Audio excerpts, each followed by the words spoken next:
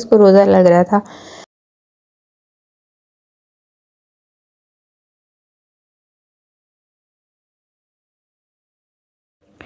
अच्छा जी, बिस्मिल्लाह करके स्टार्ट करते हैं। मैंने ले लिया था माश की दाल, आधा किलो थी ये, और ये मैंने 4 घंटे भिगो के रखी थी। और सॉरी तो मैंने आप लोग के लिए वीडियो शूट नहीं कर पाई, पर यह है कि मैं जब माश की दाल मैंने 4 घंटे भिगो दिया था, उसके बाद मैंने किसी भी चॉपर या ब्लेंडर में इसको ब्लेंड कर दिया था। ब्लेंड करने के बाद ये इस तरह से, अच्छा जी, फिर इस तरह से इसकी लुक होनी चाहिए, ना ही ज़्यादा गाढ़ा होता है ना ही ज़्यादा पतला होता है, ठीक है। इस तरह से इसकी लुक होती है। उसके बाद फिर मैंने जो है ना क्या किया था, जब ये मैंने मतलब कर लिया था, चॉप कर लिया था, उसके बाद मैंने एक मिट्टी का बर्तन लिया, या आपके पास कोई भी अवेलेबल हो वो बर्तन, उसमें आप बर्फ़ डालें। बर्फ़ को डालने के साथ ही इसको आप इस माश की दाल का पेस्ट डाल दें। पेस्ट डालने के बाद इसको अच्छे से जो है ना आप इसको ब्लेंड करें, या फिर आप अगर बीटर से भी यूज़ करना चाहते तो बीटर यूज़ कर लें, डिपेंड करता है आपके ऊपर।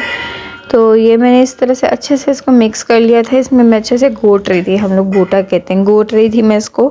फिर ये बिल्कुल फ्लफ़ी सा हो गया था, बिल्कुल हमारे जो है ना, जैसे हम लोग केक के ऊपर लगाते ना हमारा क्रीम, इस तरह से ये बिल्कुल हो गया था। तो इसको अच्छे से मैंने बीट किया था। बीट करने के बाद जब ये बीट हो गया था, उसके बाद मैंने थोड़ी नेक्स्ट बाउल में मैंने ले लिया था बेसन, ठीक है। बेसन ले लिया था, 2 कप मैंने बेसन लिया था। 1 किलो की मतलब माश की दाल के क्वांटिटी बता रही हूँ मैं आपको। ये अच्छा सा खासा आप इसको बना के जो है ना फ्राई करके बना के रख सकते हैं एयर टाइट कंटेनर में, या फिर जिपलॉक बैग में आप रख सकते हैं इसको। होल द मंथ आप रख सकते हैं, कोई भी ख़राब होने वाली चीज़ नहीं है ये, ठीक है। मैंने ये ले ली थी। उसके बाद मैंने बेसन ले लिया था, 2 कप बेसन था, उसमें मैं थोड़ा थोड़ा करके जो है माश की दाल जो मैं मतलब बना दूँगी, मेरा मिक्सचर तैयार हो जाएगा, वो मैं थोड़ा थोड़ा करके इसमें डालूँगी।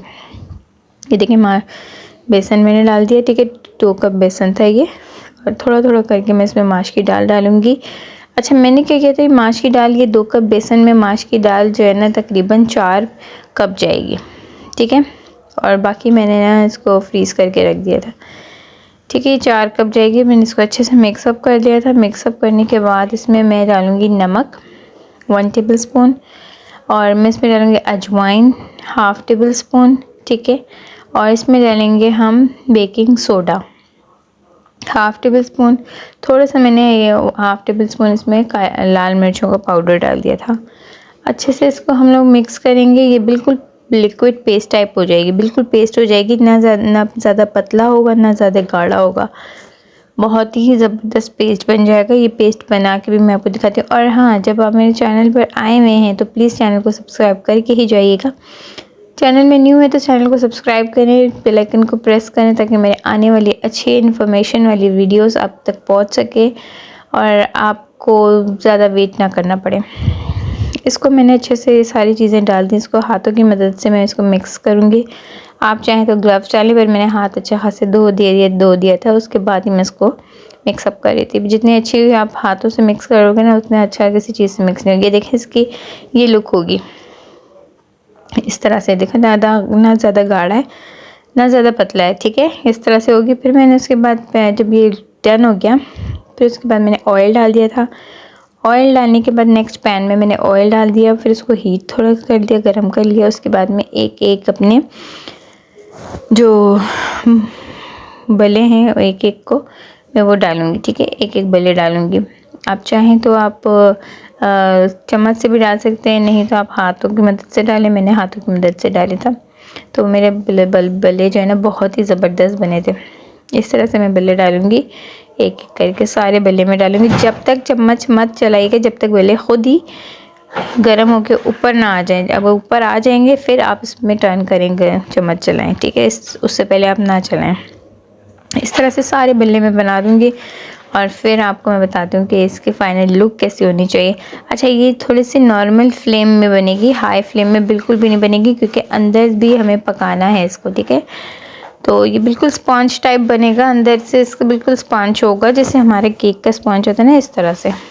तो ये बहुत ही ज़बरदस्त बनते हैं, बहुत अच्छे बनते हैं। और इसको आप चाहें तो आप छोलों की चाट के साथ सर्व कर सकते हैं, चाहे तो आप दही और चटनी और इमली खट्टी मीठी चटनी के साथ सर्व कर सकते हैं।